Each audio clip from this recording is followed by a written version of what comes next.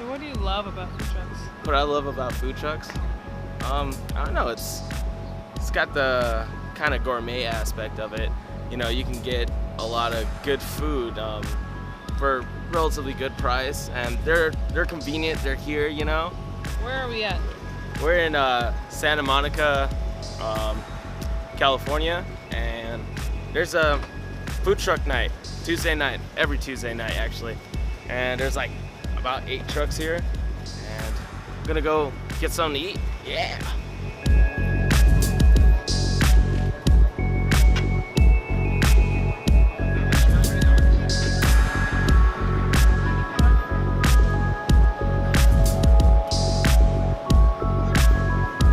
I really like the LA food truck scene. I kind of grew up with it. Like, well, every time I visited LA for relatives, they'd always take me some food trucks, and it's kind of been like the thing I get excited about when I go to LA.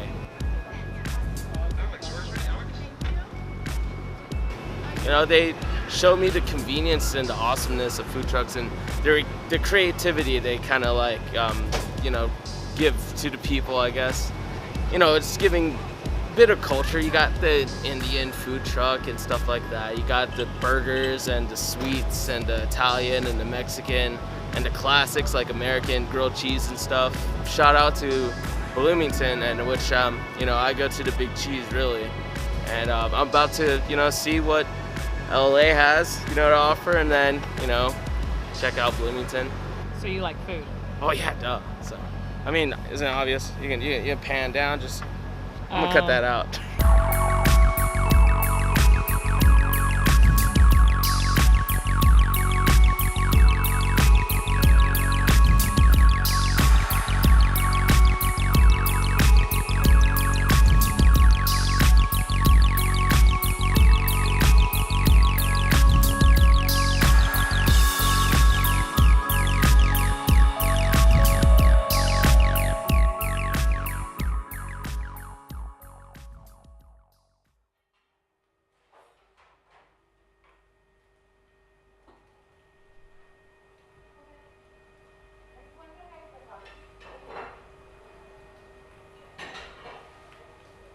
My name's Chad Suter, and I'm a co-owner of the Big Cheese food truck here in Bloomington, Indiana. We are at One World Commissary, and this is a commissary that we rent out, and just legally you have to rent out a place if you're a mobile food cart. Everyone has to do it, and it's the place where we get our deliveries, do all of our prep work, store all of our food, clean all of our dishes. So we rent out a certain amount of hours a month. Like lunch and dinner stuff is all fairly new to us. Like when we first got started, the late night was kind of like our staple, and still is. But now, since we've been around a little bit longer, we're trying to really hit up like different parts of town every day of the week. So we'll be like on the west side one day, on the east side another, and we're trying to get out for lunch and dinner every single day from Tuesday to Saturday is really like our main schedule. Thanks. Back Daddy.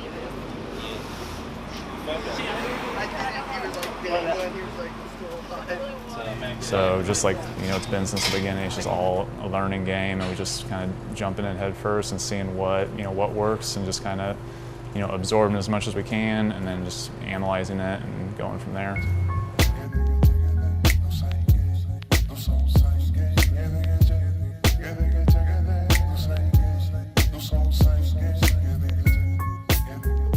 We're at Dunn Meadow. We're doing an event called the Greek Olympics, being put on by the IU Student Foundation in support of local Boys and Girls Clubs. We're just trying to go to where the people are at, but we also want to try to give everyone, around town a chance to, come see us, not to drive very far. We go off of not only where we're wanted, we'll tweet out like who would like to see us on the east side, or who would like to see us in this location. And based off that response, we'll try and seek out a spot. These events create the culture in the way that it gets us seen by the student population, which is something that we definitely want. We definitely like to connect with the students because it's such a big market here. And coming out to things like this and having students see that, we're open to do whatever kind of events they have, and that we like supporting the events they have. It really helps create the kind of culture that we like to have. Myself and Chad, we like to be on the truck. We like to be, hands-on with everything, talking to the customers and things like that. We like it to be known that, anyone could approach us with an event, that we'd be willing to do anything and help out in any way we could. So me and Joe were friends. All my friends, we'd always talked about being like entrepreneurial and having over beers, we talk about different business ideas and things like that. We started the business in February 2012, was the first day that we opened. And we were just doing like one night a week at Purdue. Joe would come up. We were just doing Saturday nights, and it was really, we were kind of just doing it just to get our feet wet. We kind of had the idea that we would really bring it back to Bloomington all along.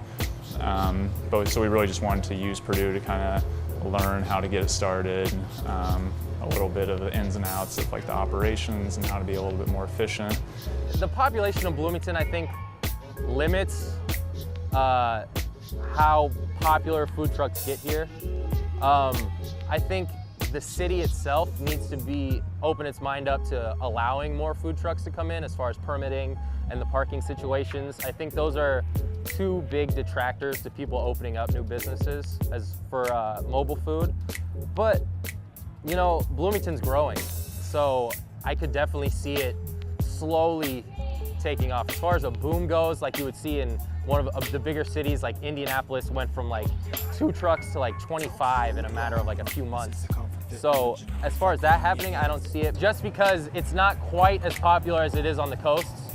I think if you look at the West Coast in LA, or you think of the East Coast in New York, you'll see everybody coming out, to a food truck, all ages, getting excited about it. But as far as the Midwest right now, it's kind of still a new thing in smaller towns like Bloomington. So getting the staying population, which would be your 25 to 60 age range, it is more of a new thing for them to experience. They're not used to, getting their food off the street and it still being good food.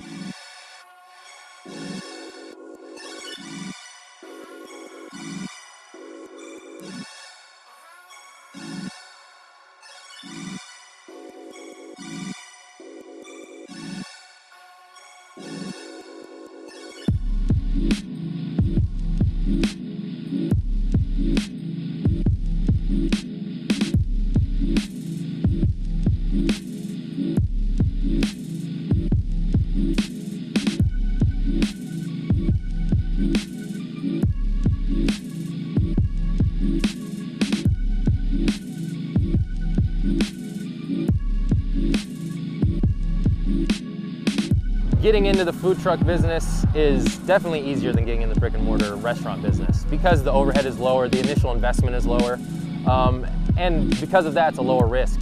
So what you'll see is a lot of independent chefs, or sometimes failed chefs, want to start up their own idea. They have a random crazy menu idea, and they find a trailer for 20,000 bucks, and then they retrofit the inside of it for another 5,000, get all their appliances, rent out some kitchen space, and get their permitting, and they get as far as businesses and restaurants go, a small investment to possibly making their their dream business come true.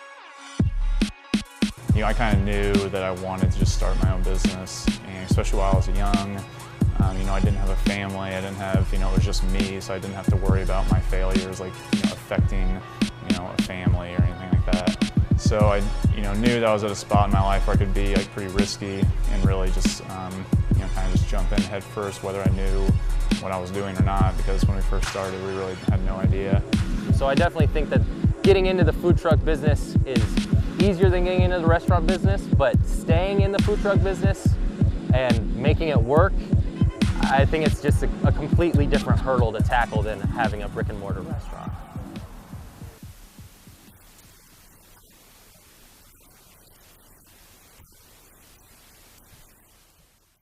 I figured we'd just have a cart that was just devoted to one big menu item. Here's s'mores, and like I tell people I'm gonna make a s'mores cart, and they hear s'mores, like, oh, s'mores, that's a really good idea.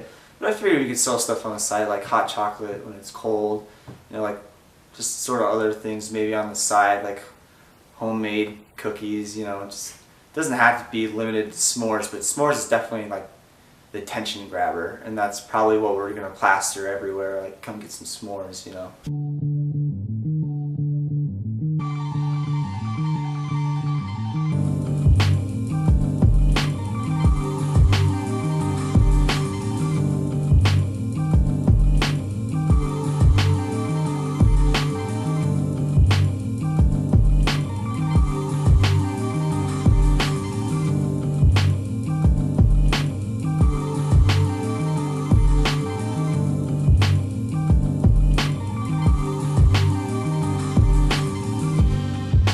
As far as the menu, I was thinking about just having like a Denny's Build Your Grand Slam. You know, you just like build your own s'more. You pick the graham cracker, you pick the type of marshmallow, the chocolate, or like a Reese's cup, and then you just kind of build your own by saying, I want this kind of graham cracker, I want this kind of marshmallow, and then you just put it together. Just have like one price for that whole thing. The menu is just based off things that I think people would like, and just like I feel like a lot of other like fast food chains, I don't want to say fast food chains, but just like restaurants that do that kind of thing, they just give you a bunch of options. I feel like those different options will just, you know, further entice customers to come see what we're all about and hopefully buy something. Maybe a few people trying to hop on here and there, but even in the last year, I've seen 3 or 4 carts, you know, try to make something happen and kind of fade away or have to, you know, reorganize and try a different attack on it. So we'll see. I guess it remains to be seen.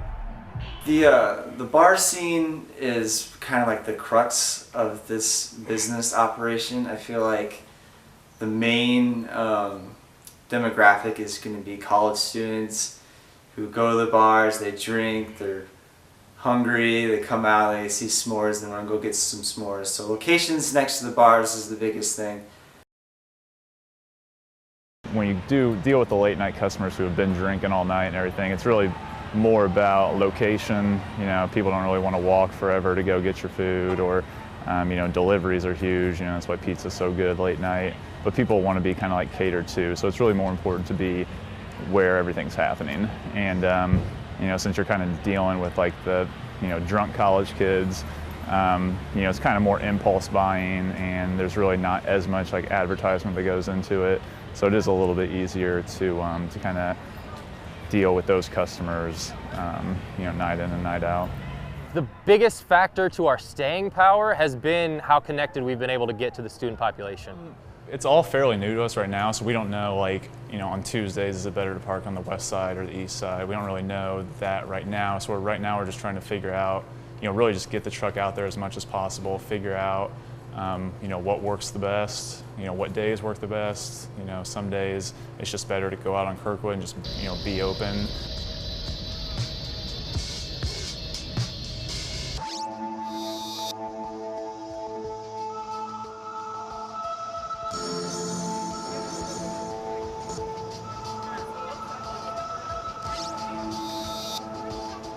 That's the thing I'm scared most about this project, is getting the okay for the location, because if I can't get an okay for the location to be by a bar or someplace that's popular, I feel like people aren't going to go out of their way to get s'mores. Maybe some might, but definitely not as many people as you would if you parked next to Kilroy's or Sports or Brothers or any place like that. So I see the relationship between my s'more stand success and the bars as interlocking, like it depends on it.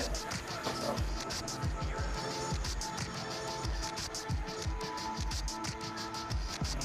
Two years ago I decided to create a job for myself or somebody else. I started to build this truck, the food truck, and got it to the gyro truck, which I'm selling the gyros meat. It's a lamb meat. Bloomington is, you know, during the daytime is so hard to work. And at late night you get more customers, definitely. And that's why I just ran into it. I didn't know, I didn't expected that it's gonna be like this during, for example, when I started the daytime. But after a while, I find out no, the night is much better. We get more customers, more people comes up, and that's why I'm doing it now. If you come after one, you see it that the people are online and they are talking to each other. Maybe for hours they stay here. Some of them they stay for half an hour or 1 hour to get the gyro. They interact with each other, and I like it. I learn a lot of things with the people, seeing the people, interact with the people, and see the other side of the coin, American coin, society coin, is just unbelievable. These customers, like the late night, are definitely the biggest group of them for sure, and the ones that we kind of form the business around, like with the idea of serving these late night customers. So when we first started the business, we kind of did this first off and only did the late night stuff. So it's really how the business is catered to when we first started it, and then we kind of grew into doing the lunches and dinners and events and things like that. So yeah, definitely the late night crew or the late night customers are like the staple of kind of what we're all about. I think that street food used to be pretty popular here in like the 40s and 50s. Like the hot dog guy, the sandwich guy was like where guys would go for lunch, and it was a huge thing. And it kind of just never really went to the next step. As you see restaurants constantly trying to improve upon themselves, come up with a new mix or fusion on food and things like that. And I think the mobile food industry just kind of hit a wall in the way that they were just okay with the results that they were getting. They were making enough money to run their cart, and they didn't need to make any switches on what they were doing. And in other countries, you see street food as just being like one of the main ways of getting food to people. And I think people here are obviously starting to figure it out now that mobile food is a good way to get a quick meal, a quick, good, well-made meal. I know I can compare Bloomington 70 and 80 to now and see what's got is difference. There's a lot. The people are changed. The people are, I don't know. What can I say? It's just something else. A lot of the people in the big cities are dealing with a lot of the issues that we face here in Bloomington, which is as far as getting people to accept the fact that they can get good food from off the street. That this the cart is basically just a mobile kitchen. It's clean, everything's prepared well, and it's not just random junk that we're just serving in bags. So, and also as far as regulations go, they deal with city regulations as far as parking and hours that they can operate, how close they can park to brick and mortar restaurants, and different permitting and things like that. That it's the same kind of issues that we deal with here are the same things that they're dealing with out there. Kids our age, a lot of the time we come up with all these ideas, and we have so many different ways to fulfill our ideas, whether it's coming up with a new iPhone app or a food truck idea or a clothing line. Like businesses are started like left and right with these ideas, and it really does just take you to just do it, because you can talk about it all day.